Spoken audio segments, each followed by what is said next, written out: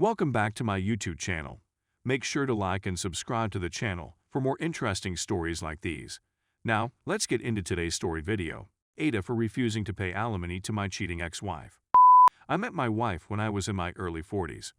In those days, she had been in her late 20s and was single.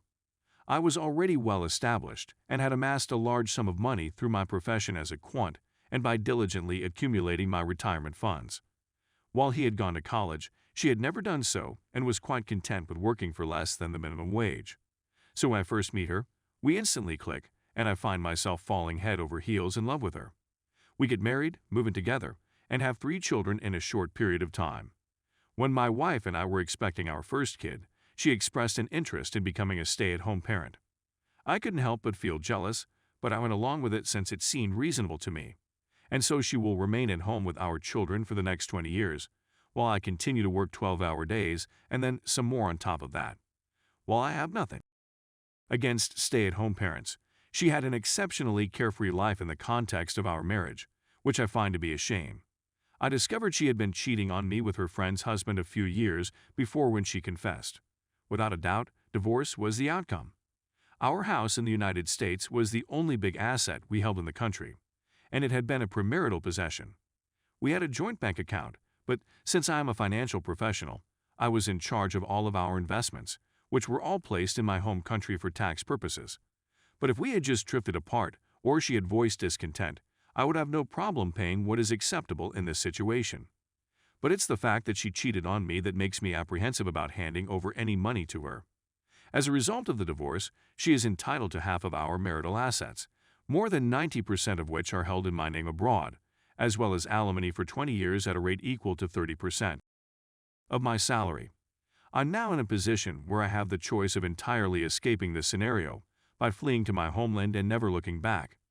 In order to expedite the sale of our property, I transfer the money offshore and return to my home country, all the while lying to my wife about the reason for the delay in the liquidation of our assets. When I go outside of the country, I immediately stop paying alimony payments. She no longer has any legal recourse. I verified this with lawyers, and is left with half of the bare minimum we had in the United States of America. My interest in this is piqued by the fact that my own children are split on the matter. In contrast, my son entirely supports me, and both of my daughters are 90% in support of their mother. I thought it would be fascinating to see what everyone's thoughts were on the subject. Story 2. AITA for telling another gym member to wear a bra. Wearing bras is something I, a 25-year-old woman, loathe. They're stifling, restrictive, and expensive, to say the least. Because I work from home, I've gone about a year and a half without wearing a bra and have become used to not needing to wear a bra at all. To be really honest, I don't have any boobs. I recently returned to the gym and started working out without a bra. To be clear, no one has ever informed me that not wearing a bra is something I should avoid. An unexpected visitor approaches me in the middle of a set of squats and taps me on the shoulder to get my attention. He then tells me that my nipples are protruding through the blouse I'm wearing, which I find to be completely ridiculous. I'm annoyed because I'm not sure why this guy is looking at my nipples in the first place and then stopping me in the midst of a performance to inform me of his presence. I am upset and try to resume my set, but this guy literally grabs the bar away from me as I stand and re-racks it.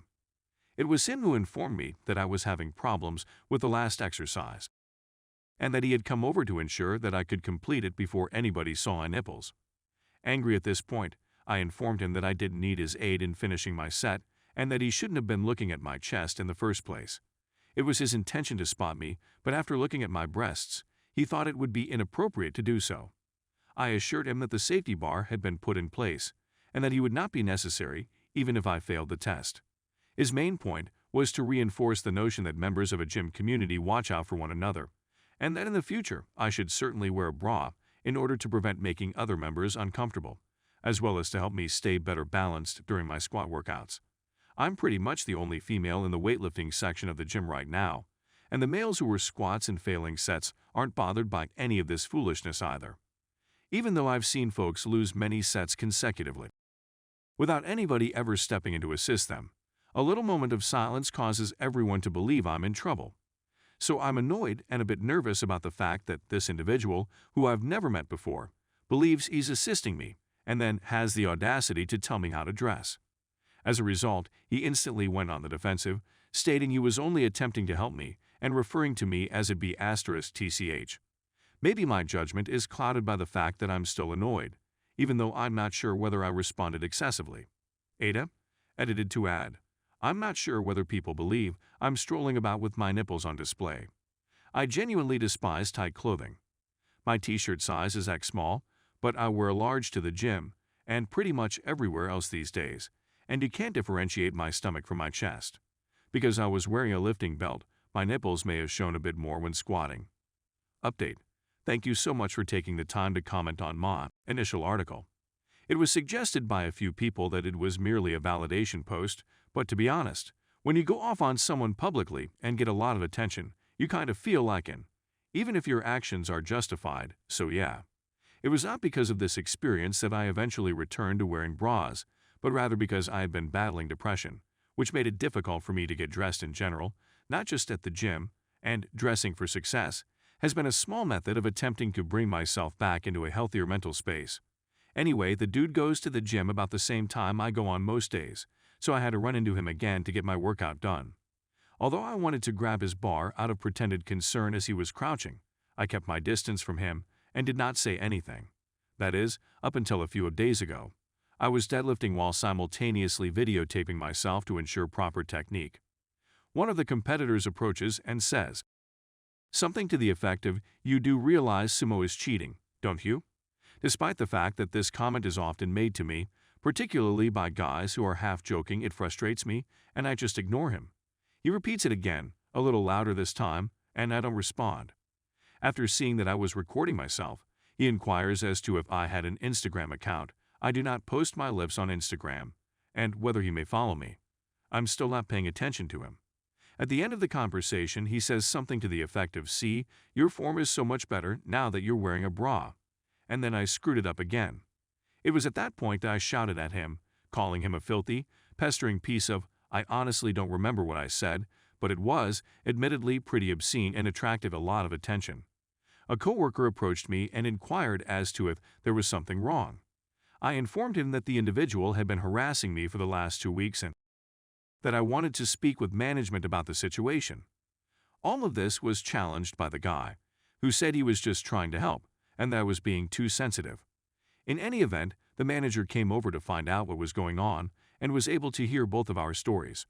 Because I had been videotaping my lips, I had a video of him making disparaging remarks about my bra, which I showed to the manager, who immediately suspended him for 30 days and threatened to permanently ban him if he bothered me again.